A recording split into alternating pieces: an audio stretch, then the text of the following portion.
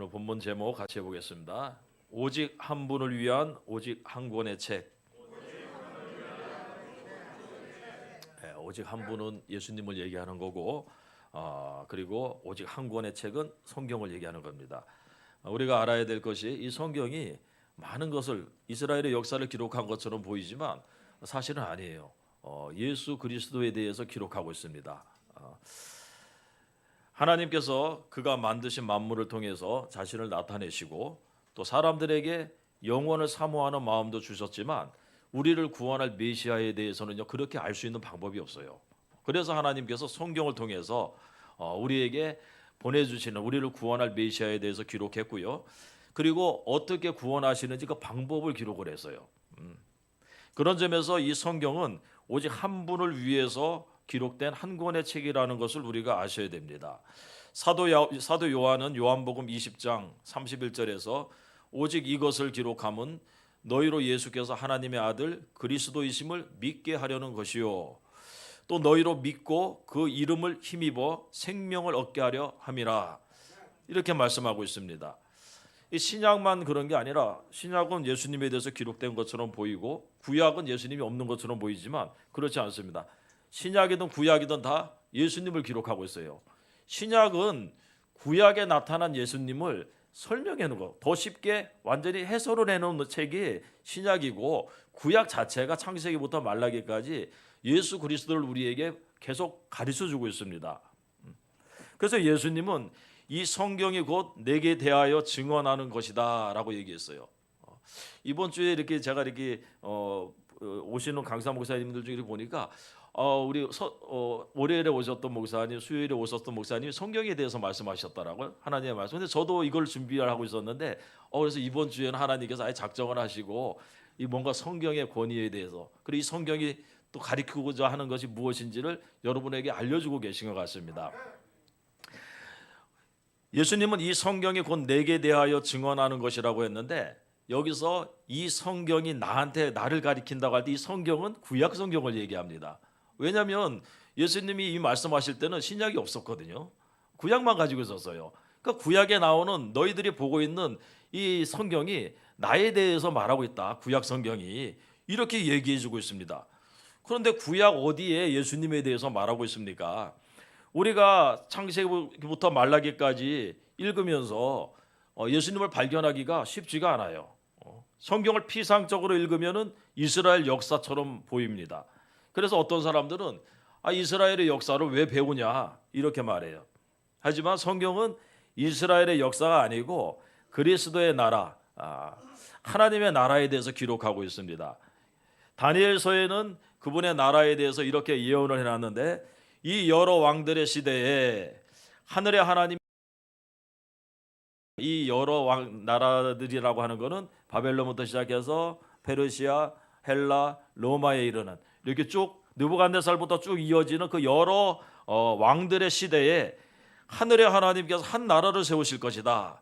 근데 이것은 영원히 망하지도 아니할 것이고 그 국권이 다른 백성에게로 돌아가지도 아니할 것이고 도리어 이 모든 나라를 쳐서 멸망시키고 영원히 설 것이라. 이게 그리스도의 나라예요. 이게 교회입니다. 성경은 처음부터 예수님의 나라와 그리고 예수 그리스도에 대해서 초점을 맞추고 있습니다. 아담이 잃어버린 나라 누가 회복하느냐? 마지막 아담으로 오시는 예수님이 회복하실 거라는 얘기예요. 이게 성경의 핵심입니다. 요한계시록 11장 15절에도 일곱째 천사가 나팔을 불매 하늘의 큰 음성들이 나서 이르되 세상 나라가 주와 그리스도의 나라가 되어 그가 세세토록 왕노릇 하시리로다. 이게 결론이에요. 마지막 이제 나팔이 불려질 때 어떤 일이 생깁니까? 그리스도께서 오시면요 이 세상 나라들이요 다 온데간데 없어지고 오직 우리 주와 그의 그리스도의 나라가 되어서 이제 그가 세세토록 왕노릇하고 우리도 그분과 함께 왕노릇할 것이다. 이 그리스도의 나라에 대해서 성경이 기록하고 있습니다. 아담이 잃어버렸던 그 나라를 마지막 아담으로 오신 예수님이 그 나라를 다시 회복할 것이라는 거예요. 그런 점에서 성경이 쉬운 책이냐? 쉽지 않습니다. 성경을 단순히 교훈과 책망과 바르게 함과 의로 교육할 목적으로 보면요 어렵지 않아요. 누구라도 성경을 보면서 야 이렇게 살면 안 돼. 성경이 이렇게 말하잖아. 이렇게 살라고. 이렇게만 가르치면 성경은 어려운 것이 없습니다. 근데 성경은 그것만 나오는 게 아니라 그 이면에 비밀을 가지고 있어요. 그 예수님에 대한 비밀입니다.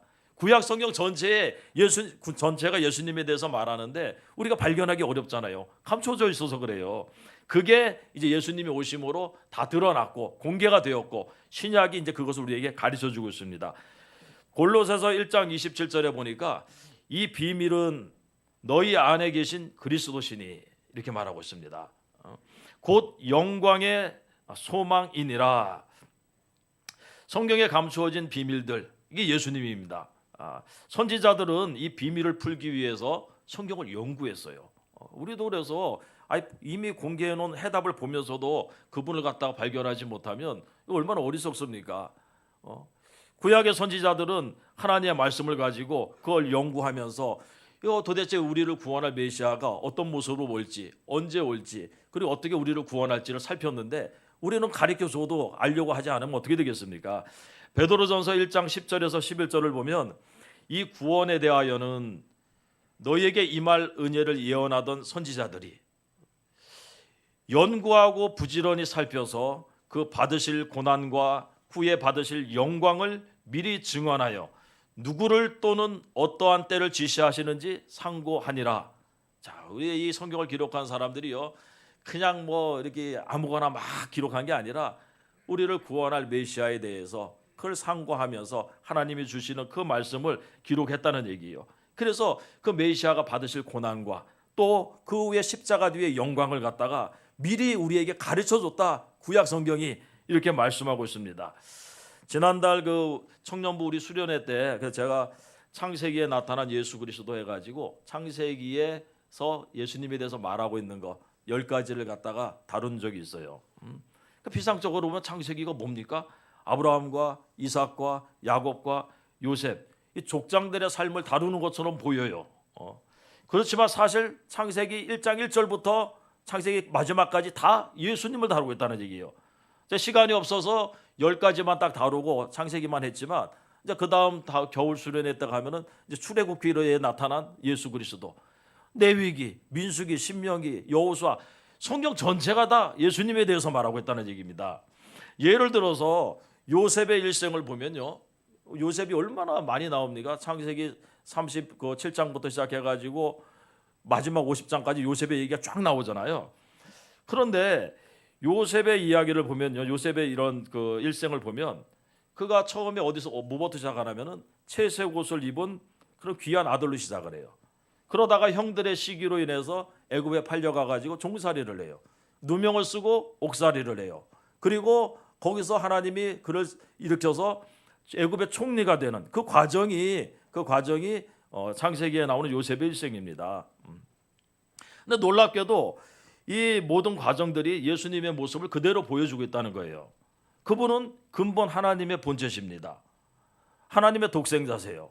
그럼으로써 요셉이 채색 옷을 입고 살던 그 모습을 통해서 예수 그리스도가 어떤 분인지를 보여주고 있습니다. 하나님의 독생하신, 그리고 하나님께 가장 귀하신 그 아들이시라는 거예요.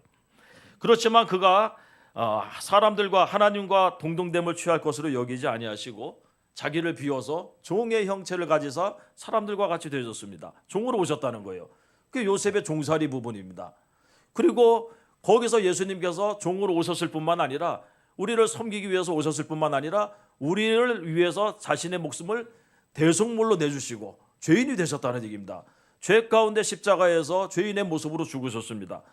이게 요셉의 옥살이 부분이에요. 죄수가 된 부분. 그렇지만 하나님께서 그를 지극히 높여서 모든 사람 위에, 모든 이름 위에 뛰어난 이름을 주시고 그리고 모든 무릎을 예수의 이름에 꿇게 하셨다. 이게 요셉이 마지막에 총리로 등극하는 장면 아닙니까? 그러니까 성경을 자세히 읽어보면 예수 그리스도가 보여요. 단순하지 않다는 얘기입니다. 어떤 부분은 그래서 지도해주는 사람이 반드시 있어야 됩니다. 성경을 그냥 백날 읽고 있어도 이해하지 못하는 게 태반이에요. 그냥 이스라엘 역사로 보고 있다면 아직 여러분들이 성경이 뭔지를 모르고 있다는 얘기입니다. 오늘 본문에 나오는 이 에디오피아 내시도 보니까 성경을 읽고 있어요. 그런데 뭐라고 얘기합니까? 지도해주는 사람이 없어서 내가 깨닫질 못한다, 이렇게 말하고 있습니다. 우리 30절, 31절 같이 한번 읽어보겠습니다. 대답하되 지도해 주는 사람이 없으니 어찌 깨달을 수 있느냐 하고 빌립을 청하여 수레에 올라 같이 앉으라 하니라. 여기까지 이렇게 말하고 있습니다. 지도해 주는 사람이 없으니 내가 어찌 깨달을 수 있느냐. 그래가지고 빌립이라고 하는 사람이 하나님 빌립을 보내주잖아요. 이 교회를 왜 세워놨습니까? 여러분 혼자 성경 보면서 구원받을 것 같으면 교회를 왜 세워놓고 왜 목사를 세우겠습니까? 안 되니까. 안 되니까 그러는 거예요. 잘난 척할 필요 없어요. 우리는 다 무지에 목매하고요. 그냥 우리 식대로 뭐든지 판단하기 마련이에요. 그래서 이 강단에서 여러분들이 원하든 원치 않든 내가 이것을 인정하든 안 하든 하나님의 말씀을 전하는 거예요. 내가 성경을 내가 혼자 골방에서 보면요, 내 식대로밖에 받아들이지 않아요.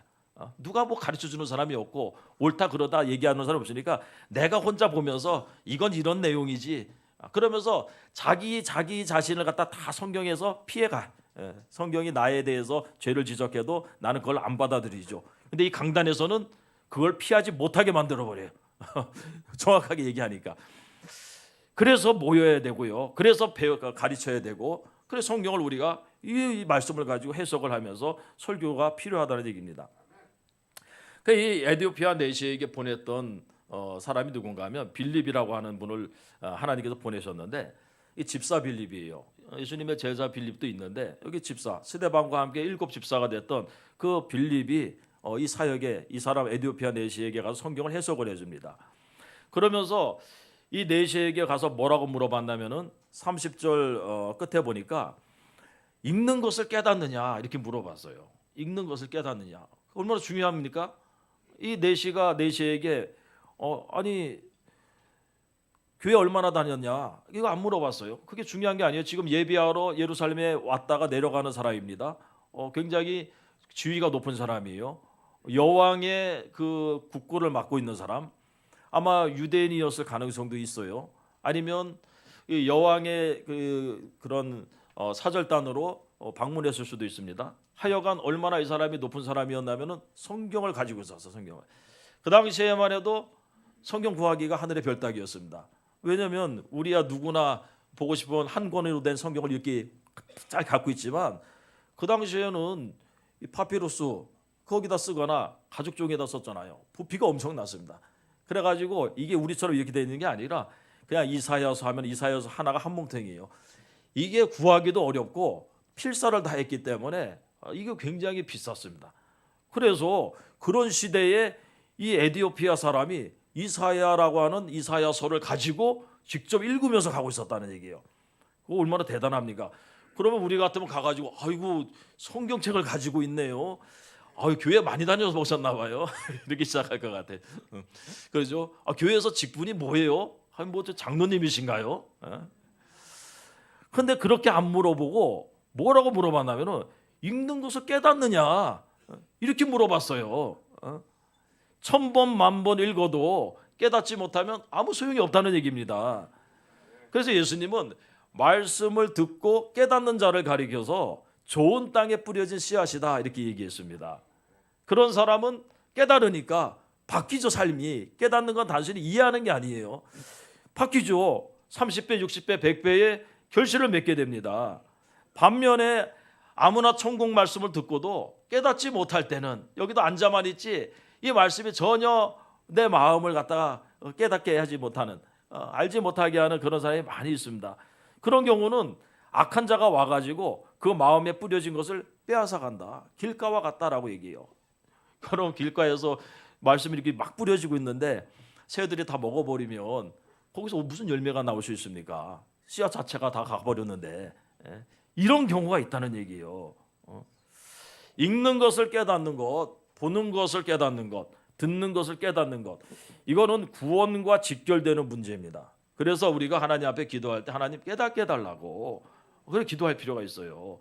요즘은 글자 모르는 사람들이 거의 없지 않습니까? 근데 예전에는 학교 문 앞에도 가본 적이 없어서 글을 모르는 분들이 너무 많았어요. 이런 사람을 가리켜서 까막눈이다 이렇게 불렀습니다. 우리도 어릴 때 학교 들어가기 전에 저희도 뭐 학교 들어가서나 한글을 배웠지 요즘처럼 뭐 그냥 한글을 띄고 학교 들어가지는 않지 않습니까? 예전에는. 그래서 이런 말을 많이 들었어요. 어렸을 때. 야, 여기다 너 죽인다고 써놔도 네 모를 거다. 그 이게 까막눈이라고 하는 거예요. 글자는 보고 있는데 뭔 말인지를 몰라요. 거기다 대놓고 내 욕을 써놔도 뭔 말인지를 몰라요. 그 까막눈이라고 하는 그런 제목으로 나온 아이들 책이 있더라고요. 거기 보니까 거기 나오는 주인공 애가 유치원생인데 글을 몰라요. 그 유치원 마치고 집으로 돌아가는데 그 자기 친구들은 글을 알아가지고 우리 저기 간판 읽기 놀이를 하자 그래요. 간판 읽기 놀이. 지나다니면 간판이 엄청 많잖아요. 근데 맨날 보면서도 얘는 글을 모르니까 나 글 모른다 그랬더니 애들이 막 글도 모른다고 까막눈이라고 막 놀리는 거예요. 그 이 애가 집에 와가지고 할머니랑 둘이 사는데 할머니한테 글 가르쳐 달라고. 그래가지고 글을 배워. 그래서 글을 읽기 시작하면서 이제 글자가 보이기 시작하는 거죠. 이 까막눈의 특징이 그래요. 맹인하고는 달라요. 맹인은 아예 글을 못 보는 상태고 까막눈은 글은 보는데 이게 무슨 말인지 이해를 못하는 거예요. 깨닫지를 못하는 겁니다. 그래서 그 아이가 할머니에게 와가지고 글을 배우는데 할머니가 맹인이에요. 눈을 못 봐요.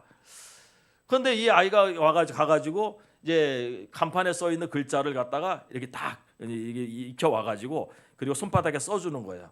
써주면 할머니가 그 글을 딱 보면서 이게 무슨 글자다 이렇게 해서 이제 글을 배우기 시작하는 거예요.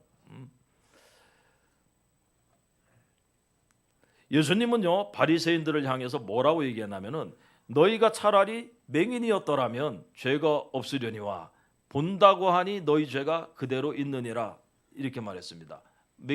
바리새인들을 향해서 까막눈이라고 그러는 거예요. 너희가 보고는 있는데 이게 뭔 말인지를 지금 모르겠다는 얘기입니다. 차라리 맹인이었으면 나을 뻔했다는 거예요.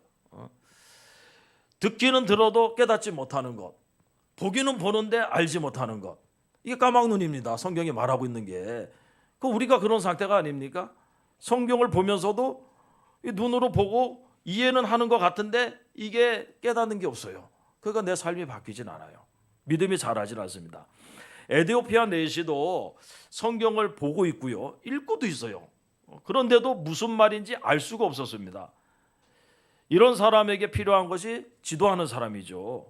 그 느헤미야 8장을 보면 포로지에서 돌아온 사람들이 성벽 건축을 다 하고 초막절을 지키는 장면이 나와요. 근데 유대인의 절기가 3가지가 있는데 그중에 이 초막절에 해야 할 일이 있습니다. 그게 뭔가 하면은 성경을 읽어주는 거예요. 성경을. 특별히 아마 신명기로 보이는데 이거를 쭉 읽어요. 그래가지고 아침부터 성경을 보니까 새벽부터 정오까지 남자나 여자나 알아들을 만한 모든 사람, 다시 말하면 아이들까지 해가지고 다 수문 앞 광장 앞에 모여가지고 드디어 에스라가 율법책을 읽기 시작합니다.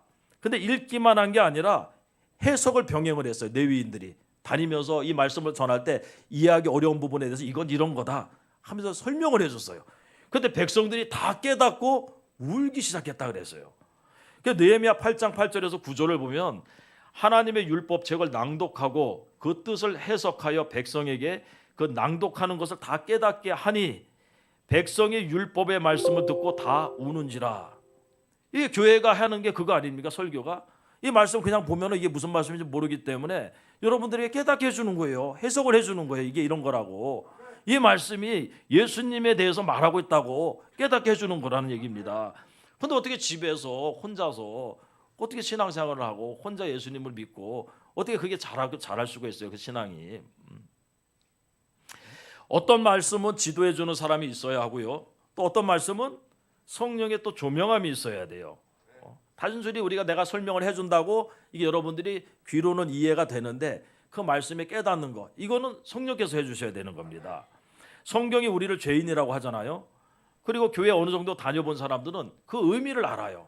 아는데 내가 죄인이라는 것을 깨닫는 건 다른 문제라는 얘기입니다. 성경이 하나님은 사랑이시라고 해요. 그리고 우리가 그 의미를 알아요. 아들을 십자가에 내주셨으니까. 하지만 내가 하나님의 사랑이라고 느끼는 건 다른 문제라는 거예요. 대다수는 그걸 못 느껴요. 하나님이 사랑이라고. 근데 현실에 그런 피부로 와닿는 그런 감각이 더 크죠. 그래서 성경이 하시는 말씀을 내가 절대적으로 신뢰하고 믿지 못하면 이 말씀이 깨달아질 수가 없다는 얘기입니다. 우리는 아직 아무것도 깨닫지 못하고 있을 수가 있다는 걸 인정해야 됩니다. 당시 유대 최고의 선생들이었던 바리새인들, 이 사람들은 율법에 능통한 사람들 아니었습니까? 맹인들의 스승이에요. 정말로 성경이라면 다 알고 있는 사람들입니다. 그런데 예수님은 그들에게 차라리 니들이 맹인이었으면 좋을 뻔했다. 듣기는 들어도 니들이 알지 못한다, 깨닫지 못한다라고 말하고 있습니다. 마찬가지로 우리도 매일 모여가지고 성경을 보고 읽는데 까막 누릴 수 있다는 거예요. 성경이 하시는 말씀, 이 성경이 예수님에 대해서 말하고 있는데 모르고 있다는 얘기입니다.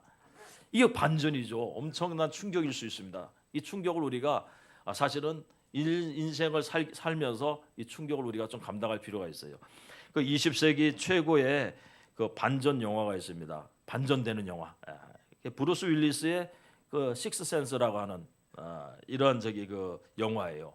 6가지의 감각에 대해서 그 모든 것이 나중에 반전을 이루는데 저도 그 오래됐죠. 그 영화를 보면서 처음 볼 때 굉장히 놀랐어요. 마지막 가면서 소름이 딱 끼치죠.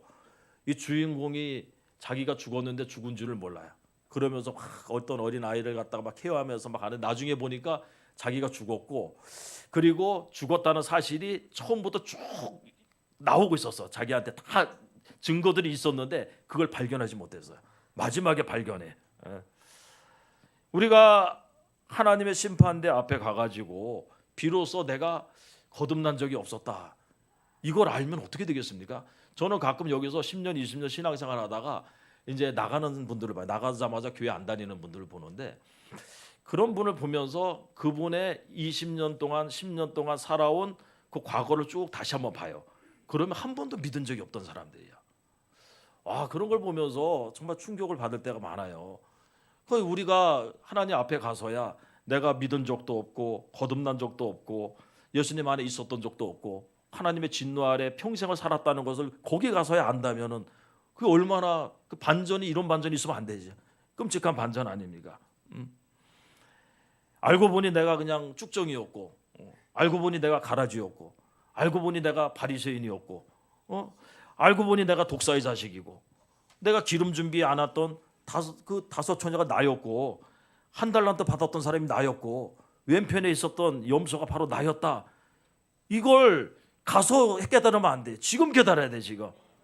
지금 내가 이것을 깨닫고 충격을 받고 하나님께로 다시 돌아서야 됩니다. 이게 복이에요. 이 사도 바울에게 이러한 반전이 있었지 않습니까? 사도 바울이 율법의 의로는 흠이 없었던 사람입니다.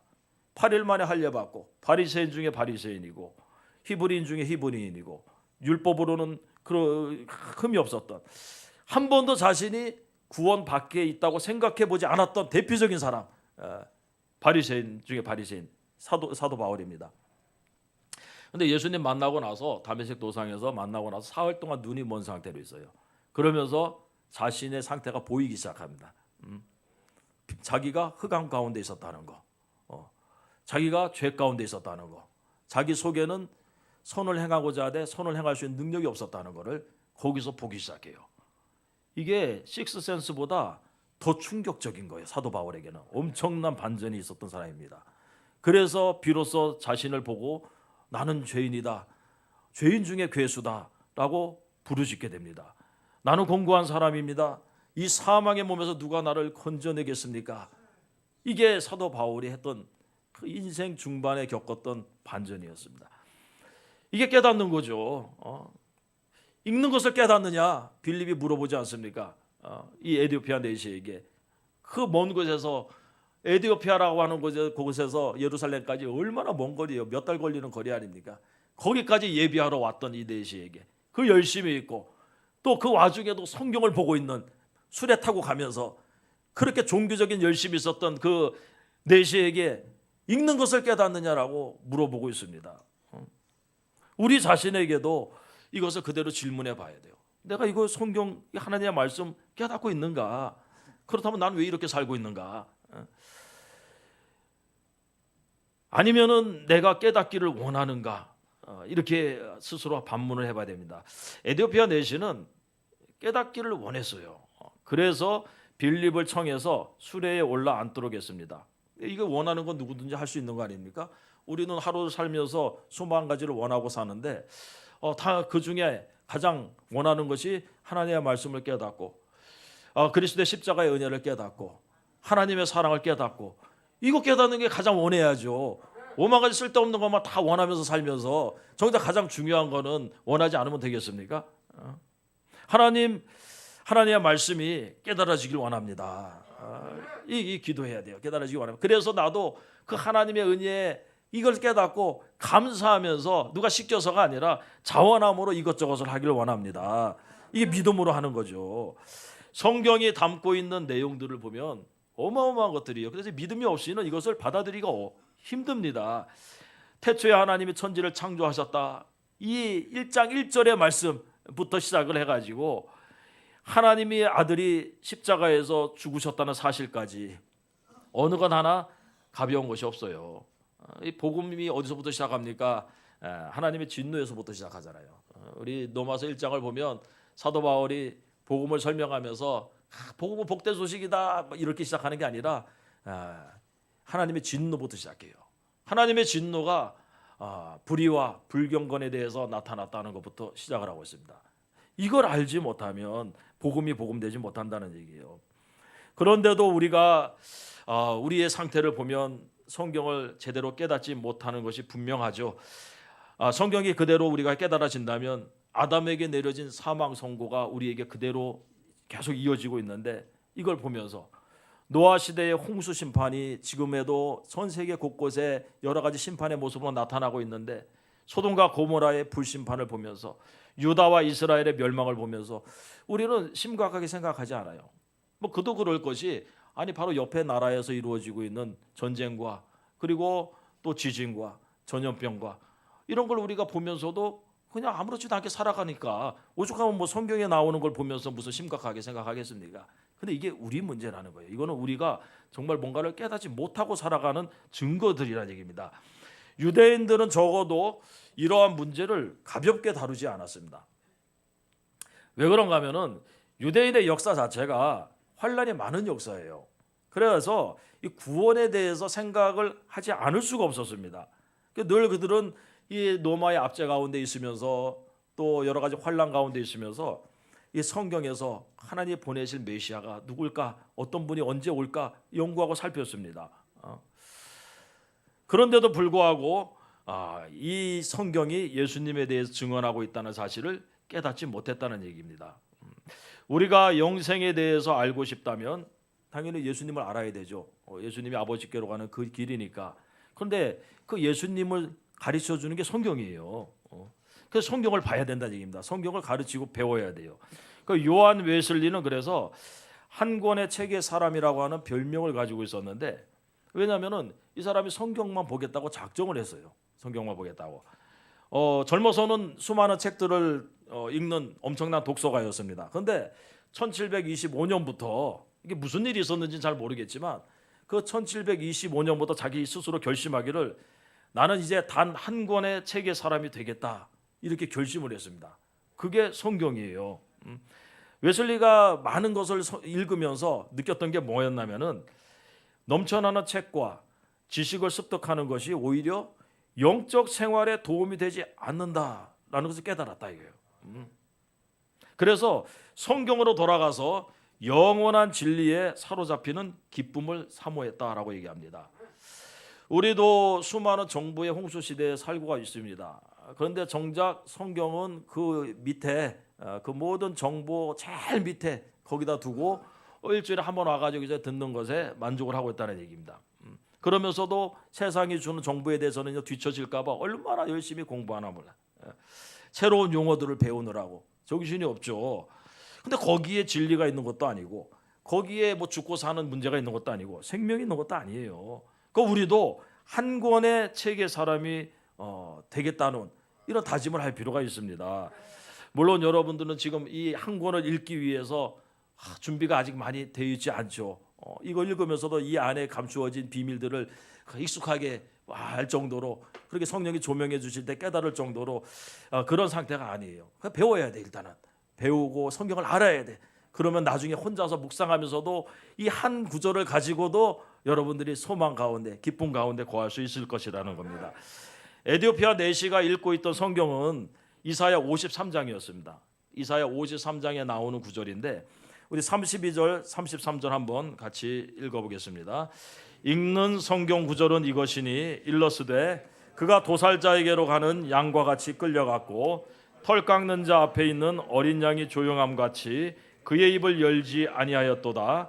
그가 굴욕을 당했을 때 공정한 재판도 받지 못하였으니 누가 그의 세대에 말하리요. 그의 생명이 땅에서 빼앗김이로다 하였거늘. 딱 이 부분을 읽고 있었습니다. 이사야 53장에 나오는 이 부분을 읽고 있었죠. 그런데 거기 보면서 도대체 이 사람이 누구냐? 이 선지자가 지금 말하고 있는 이 그가 공정한 재판도 받지 못하고 죽으면서도 도살장으로 가는 양과 같이 입을 열지 않고 도대체 이 사람이 누굴까? 그래서 34절에 보면 빌립에게 물어봐요. 선지자가 이 말하는 것이 누구를 가리킴이냐? 자기를 말하는 거냐? 타인을 말하는 거냐? 진짜 까막눈이 많네. 예수님 말하는 거지. 예수님 바로 얼마 전에 십자가에서 죽으셨는데 그분을 가리키는 거라는 거예요. 모르고 있다는 얘기입니다. 그래서 빌립이 이 글에서 시작해서 예수님을 가르쳤습니다. 누구라도 이사야 53장을 읽으면 예수님에 대해 말하고 있다는 것을 알 겁니다. 그런데 이 이사야 53장은요 그냥 나중에 예수님 죽고 나서 쓰여진 게 아니고 예수님 오시기 전에 700년 전에 이사야가 기록한, 하나님이 이사야를 통해서 기록한 말씀이에요. 예언이었다는 얘기입니다. 그게 자기 시대에 이루어졌어요. 그 현장에서 마치 그때를 보고 있는 것처럼 700년 후를 보고 있는 것처럼 그대로 기록을 했고요. 또 시편 22편을 보면은 거기에는 십자가 위에서 그 메시아가 해야 할 말까지도 기록을 해놨어요. 놀랍죠. 그래서 이사야 53장을 보면 누가 보더라도 이거는 십자가에서 죽으신 예수님을 가리켜서 미리 예언한 것이다 하는 것을 알 수가 있습니다. 나중에 기회가 되면 가서 읽어보세요. 그래서 유대인들이 이사야 53장을 읽지 못하도록 하고 있어요. 아이러니하게도 그걸 보면 기독교에서 말하는 예수님이 보이기 때문에 이사야 53장을 금지한 책으로 규정을 해버렸습니다. 지금도 유대인들은요 그 매주 안식일이면 회당에 모여서 성경을 읽어요. 그런데 이사야 53장을 건너뛰고 읽어요. 이사야 53장을 포함하고 있는 52장과 54장 이 세 장을 건너뛰어 버립니다. 놀랍죠. 그 유대교에서 기독교로 회심했던 그 미치 글레이저라고 하는 박사가 있는데 이분이 유대인이에요. 자기가 이제 회심한 다음에 유대인들에게 이 사람들 정신 차려야 되는데 어떻게 하면 좋을까 하다가 이사야 53장 누가 보더라도 기독교에서 말하는 예수님에 대해서 기록하고 있는 이거를 써야 되겠다. 그래서 그거를 책을 냈어요. 해설. 이게 왜 이것이 어떻게 이루어졌는가에 대해서 우리를 구원할 메시아가 이미 왔다는 거죠. 유대인들이 아직도 기다리고 있지만 그걸 책을 써서 전도를 하고 있습니다. 마치 빌립처럼 이 책에서부터 시작해서 이 글에서부터 시작해서 복음을 전한 것처럼 그 사람도 역시 이사야 53장에서 시작해서 예수님에게로 복음을 전하고 있어요. 그 여기 보면은 그 8장에 보니까 그 말씀이 있잖아요. 35절에 보니까 빌립이 입을 열어 이 글에서 시작하여 예수를 가르쳐 복음을 전했다. 복음은 예수님에 대한 것이고 그리고 그 복음을 이사야 53장에서 시작했다는 거예요. 물론 다른 글에서도 시작할 수 있습니다. 얼마든지. 하지만 유대인들의 신약을 인정하지 않으니까 구약에 있는 어떤 책을 가지고 소개를 하기 시작했는데 이사야 53장 가지고 하고 있다는 거예요. 수많은 사람들이 돌아오고 있다는 거예요. 이 말씀을 보면서 그렇구나. 우리를 구원할 메시아가 이미 오셨구나. 이미 길이 열렸구나. 그가 그의 어머니에게도 그의 어머니는 믿지 않는 분인데 유대인이에요. 어머니에게도 이 전도를 해야 되는데 어떻게 할까 고민하다가 성경을 읽어주겠다 그랬어요. 어머니한테 성경을 읽어주겠다. 그때 그의 어머니가 그 아들에게 뭐라고 얘기했냐면은 성경에서 아무 말씀이나 읽어줘도 좋은데 신약만은 읽지 말렴 이렇게 얘기해요. 신약만은 읽지 마라. 왜 아들이 이제 목사가 된 걸 아니까. 신약은 듣고 싶지 않구나. 그 예수님 얘기가 아니까.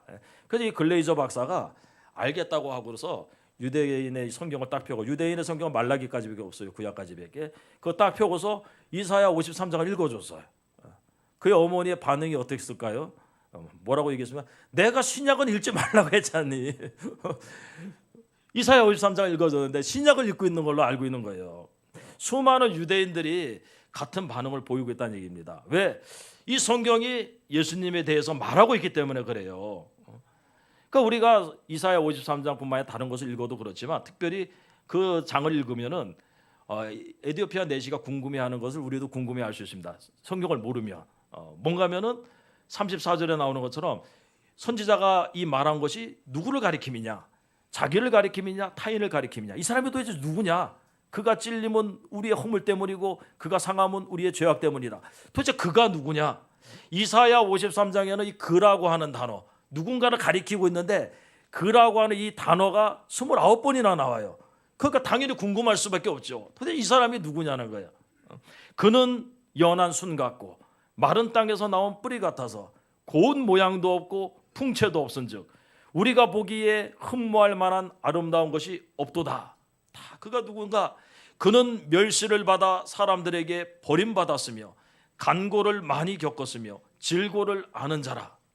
그는 실로 우리의 질고를 지고 우리의 슬픔을 당하였노라. 그가 찔림은 우리의 허물 때문이요 그가 상함은 우리의 죄악 때문이라. 그가 징계를 받음으로 우리는 평화를 누리고 그가 채찍에 맞음으로 우리는 나음을 받았도다. 여호와께서는 우리 모두의 죄악을 그에게 담당시키셨도다. 그가 곤욕을 당하여 괴로울 때에도 그의 입을 열지 아니하였으며 마치 도수장으로 끌려가는 어린 양과 털 깎는 자 앞에서 잠잠한 양같이 그의 입을 열지 아니하였도다. 그가 누굽니까? 예수님이지요. 예수님 메시아를 가리키고 있어요. 하덕규 씨가 시인과 촌장의 하덕규 씨가 그라고 하는 찬양을 하나 지었는데 참 좋은 찬양입니다. 기회가 되면 사순절이니까 한번 들어보세요. 인터넷에 있을런가는 모르겠는데 그 예전에 저기 뭡니까 상암 월드컵 경기장인가요? 거기서 부활절 연합 예배를 한번 드려서 우리 교회도 간 적이 있는데 거기서 하덕규 씨가 이 그라고 하는 찬양을 불렀는데 저 참 좋습니다.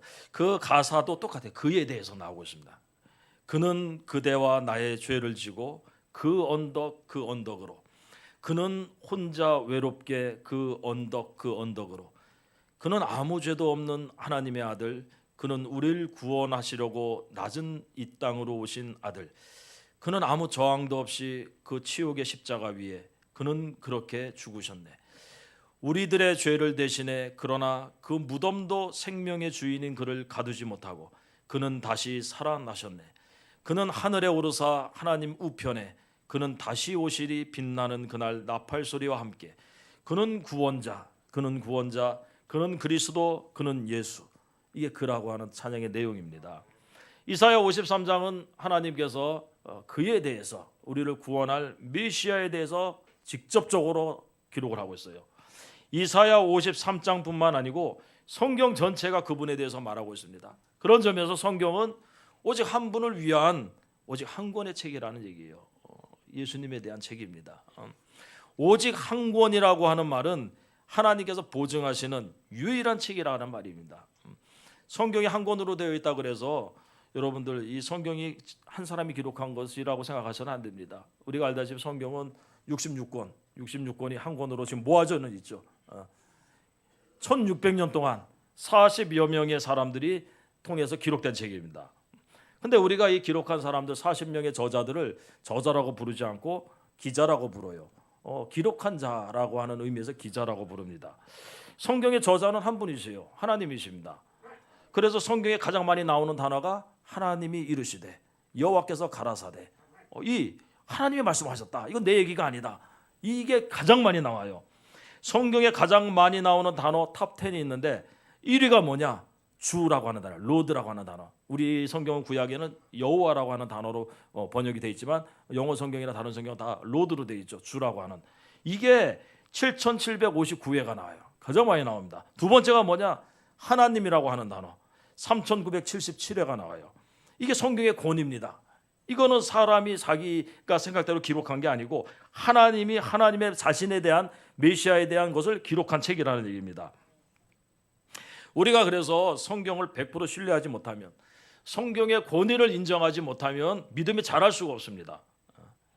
왜냐하면 성경을 기초로 해서 거기서 하나님이 누군가가 나와요. 그리고 하나님이 하신 일이 나와요. 우리에게 보여준 특별 계시가 이 성경밖에 없어요. 이런 꿈과 뭐 이런 거 환상과 이런 게 우리에게 특별 계시들이 아닙니다. 성경이 특별 계시예요. 이걸 통해서 하나님을 알아야 되고요. 이걸 통해서 예수님을 봐야 되는 거예요. 그래서 우리가 그 신학교 가면 조직 신학이라고 하는 걸 배우는데 조직 신학에서 제일 처음 다루는 서론이 뭔가면 성경이에요. 성경론을 배워. 그 다음에 이 성경을 기초로 해서 신론으로 넘어가요. 하나님이 누구신가에 대해서, 하나님에 대해서. 그리고 그 다음에 인간론이, 그리고 기독론이, 구원론이, 교회론이, 종말론이, 이런 것들이 7가지가 연결이 된 제일 처음이 성경이에요. 성경을 하나님의 유일한 말씀으로 그 성경의 권위를 인정하지 못하면요, 그 다음으로 넘어갈 수가 없어요. 생각보다 많은 사람들이 이 성경의 권위를 갖다가 모른다는 얘기예요. 인정하지 않는다는 얘기예요.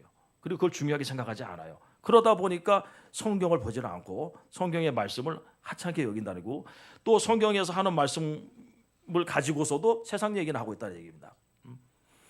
우리는 앞서 성경이 40명의 기자와 1600년의 기간을 가진다 그랬잖아요. 그리고 이 성경이 하나로 모아지는데 오랜 세월이 걸렸어요. 그 과정에서 어떤 성경은 포함되고 어떤 성경은 제외가 됐습니다. 나이프 성경사전을 보면 이 성경에 대해서 이렇게 말해요. 성경은 하나님의 말씀이다. 하지만 성경은 한 사람에 의해 일시에 하나님으로부터 계시받은 기록이 아니고 1600년 동안 40여 명의 인간 저자들에 의해 기록된 것을 수집해 놓은 책이다. 잘 아셔야 됩니다. 구약 39권, 신약 27권, 도합 66권만이 성경 곧 정경으로 인정되었다. 그러면 이걸 도대체 누가 이렇게 신약을 모으고 구약을 모읍니까? 구약이 마지막 완성된 게 AD 90년이에요. 그러니까 이미 존재는 하고 있었는데 이게 39권으로 딱 정립된 게 한참 뒤였다는 얘기입니다. 이미 교회들은 다 읽고 있었지만 신약은 300년도가 넘어서야 27권으로 정립이 됐습니다. 그러면 이게 사람이 한 거 아닙니까? 사람이 기록하고 사람이 모았는데 왜 이걸 하나님의 말씀으로 우리가 그 권위를 인정해야 됩니까? 왜냐하면 하나님이 전능하신 분이기 때문에. 이거밖에 없어요. 하나님의 전능성, 하나님의 섭리, 이게 하나님의 말씀을 사람을 통해서 기록하고 또 사람을 통해서 모았다는 얘기입니다. 예수님도 이 부분을 확증하셨어요. 만일 성경이 하나님의 말씀이 아니고 사람이 기록하고 사람이 모은 책이라면 예수님이 오셨을 때 제일 처음 해야 될 일이 뭡니까? 성경을 다시 확정하는 거죠. 야, 이게 보니까 이게 내 책인데, 나에 대한 책인데, 야, 이게 형편없네. 이거 내 위기는 빼버려. 이건 나에 대한 얘기가 아니야. 아가서 이거 남녀간의 사랑 이야기 같은데 빼버려. 창세기의 신화처럼 보이는 거 다 빼고 아브라함부터 시작해. 12장부터. 예수님이 그것부터 하지 않았겠습니까? 텍스트를 만드는 게 제일 처음이에요. 뭔가를 가르칠 때. 학교에 가면은 제일 처음 나오는 게 뭡니까? 커리큘럼, 그리고 거기에 관련된 책, 도서, 이게 2가지 시작하기 전에, 그 예수님이 이 땅에 사역하기 전에 성경에 만약에 잘못된 것이었다면 그거 바로 잡는 것부터 시작하셔야 돼요. 근데 뭐라고 얘기했냐면은 이 율법의 1.1획도 천지가 없어지기 전에는 다 이루리라 얘기하셔요. 다 인정했다는 얘기입니다. 그대로. 그리고 이 성경이 그 당시에 보고 있던 그들의 성경이 나에 대해서 말하고 있다라고 확증을 해버렸어요. 그러니 우리도 하나님께서 기록하셨고 하나님께서 모으셨다는 것을 믿어야 돼요. 이 성경을 가지고 아직도 못 믿으니까 자유주의가 나오는 거. 거기서 자기들 멋대로 해석을 해버리는 거예요. 성경을 우리가 뭐라고 얘기합니까? 캐논이라고 부르고 발을 정자를 써서 정경이라고 불러요. 여기 외에는 다른 이걸 할 수 있는 기준, 척도가 없다는 얘기입니다. 그리고 우리가 성경이 하나님의 말씀임을 무엇을 통해서 알 수 있습니까? 예언과 성취를 통해서 알 수 있어요. 이 성경인 예언된 책이지 않습니까? 예언해놓고 그것이 그 다음에 어떻게 이루어졌는가, 성취를 통해서 이게 진짜구나. 하나님의 말씀이 혼자서 쓴 책이 아니에요. 이슬람의 코란은 혼자서 쓴 거예요. 마호메트가 혼자서 기독교의 이런 책들을 갖다가 짜집기 해가지고 자기 생각하고 다 포함해가지고 엉뚱한 계시를 받아가지고 거기다 기록한 책이 코란입니다. 몰몬교도 조셉 스미스가 혼자 쓴 거예요. 여러분들, 성경만이 오랜 시간 동안 수많은 사람들에 의해서 기록이 됐는데 이유는 하나님이 말씀하신 것이 어떻게 나중에 이루어졌는가가 그 다음에 공개가 되기 때문에 그렇습니다. 그러면서 성경이 하나님의 성경으로서, 하나님의 말씀으로서 권위를 가지기 시작한 거예요. 권위를. 지금도 계속 하나님의 말씀도 이루어지고 있고요. 하나님의 말씀이 그대로 안 되어지고 반대로 갔다 그러면 우리는 믿을 필요가 없죠. 예를 들면 세 가지만 제가 말씀드리고 마치겠는데, 첫 번째로 성경 예수님 뭐라고 얘기했나? 복음이 온 천하에 전파되리라. 그제야 끝이 오리라 그랬어요. 다시 말하면 예수님이 종말이 오기 전에 이 복음이 다 전파될 것이라고 얘기했습니다. 지금이야 이게 뭐 아무렇지도 않게 받아들이지만 그 당시에 성경이 기록될 당시에는요, 기독교는 존재가 넘는 그런 종교였어요. 게다가 초기 기독교 300년의 역사가 핍박과 환란 가운데서 카타콤이라고 하는 지하에서 숨어서 있어야 될 정도로 씨를 말리던, 성경 자체가 자취를 감추던 시대가 300년이 지속이 됐었습니다. 그러니 그 당시에 이 복음이 온천에 전파되리라고 했을 때, 그걸 내가 그 당시 성도라고 했다면은, 왔다 갔다 하는 교회에 다니는 성도였다면은 제일 안 믿어지는 것이 그거였을 거예요. 말도 안 돼. 이게 어떻게 온천하에 다 전파가 되고 언제 이렇게 그냥 전도해가지고 언제 그게 다 될까? 되고 됐다는 걸 우리가 보고 있잖아요. 안 될 수도 있지 않았습니까?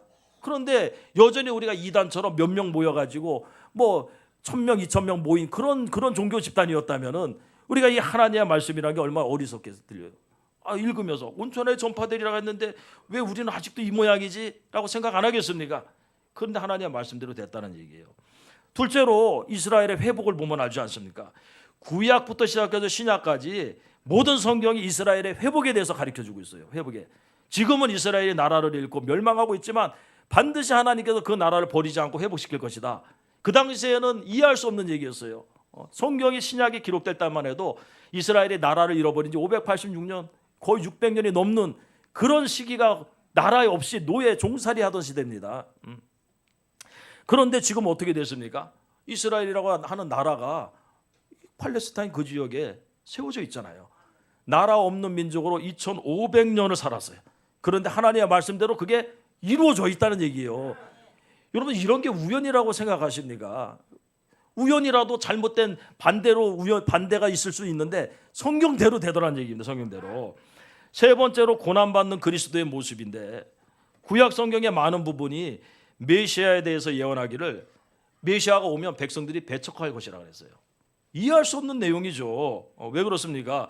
아니, 이 민족은 메시아만 기다리는 민족이에요. 자기를 구원할 구원자만 오기를 학수고대하는 민족이 이스라엘이에요. 근데 선지자들이 예언하기를 구원자가 왔을 때 배척할 것이다, 십자가에 못 박을 것이다를 예언을 해놔버렸어. 그러니까 예언하는 선지자들조차도 자기가 기록을 하면서도 이해를 못했던 것이 이런 부분입니다. 이사야 같은 경우는 놀랐죠. 자기 스스로도 굉장히 놀랐어요. 어떻게 이럴 수가 있느냐? 왜 우리 민족이, 우리 후손들이 메시아를 기다리면서도 메시아를 갖다 받아들이지 않을 수가 있느냐? 그 당시에는 이해할 수 없는 내용인데 예수님이 오셨을 때 그 일이 그대로 일어났습니다. 이런 것들이 왜 그렇습니까? 성경 하나님의 말씀이기 때문에, 성경이 하나님의 말씀으로 권위를 가지고 있기 때문에 그렇다는 얘기입니다. 우리는 성경이 하나님의 말씀이라는 걸 알아야 되고요. 그리고 이 성경이 예수님에 대해서 명확히 가르쳐주고 있다는 걸 알아야 됩니다. 그래서 오직 한 분을 위한 오직 한 권의 책이 이 성경이고요. 그리고 우리는 그 한 권의 책의 사람이 되어야 돼. 사순절 기간을 지나가고 있고, 또 이번에도 우리 성경 암송대회를 한번 하려고 청년부에서 준비를 했는데, 이번에는 히브리서 11장, 몇 년 전에 코로나 터질 때 고린도전서 15장 부활장을 했었더라고. 그래서 이번에는 믿음장 11장과 12장의 중반까지 거기 인내장이라고 할 수 있는데, 그 믿음과 인내에 대해서 기록된 부분을 암송을 하고, 필사는 이번엔 안 합니다. 그러니까 여러분들도 한번 한 절이라도 외워보고, 길어 보이지만은 하도 성경에서 우리가 설교 시간에 많이 다룬 내용들이어서 그리 어렵지는 또 않습니다. 쉽게 다가올 것 같아 생각해요. 그러면서 이번 사순절에 예수 그리스도에 대해서 한 번 더 묵상하고 생각하는 저와 여러분이 되시기 바랍니다. 기도드리겠습니다.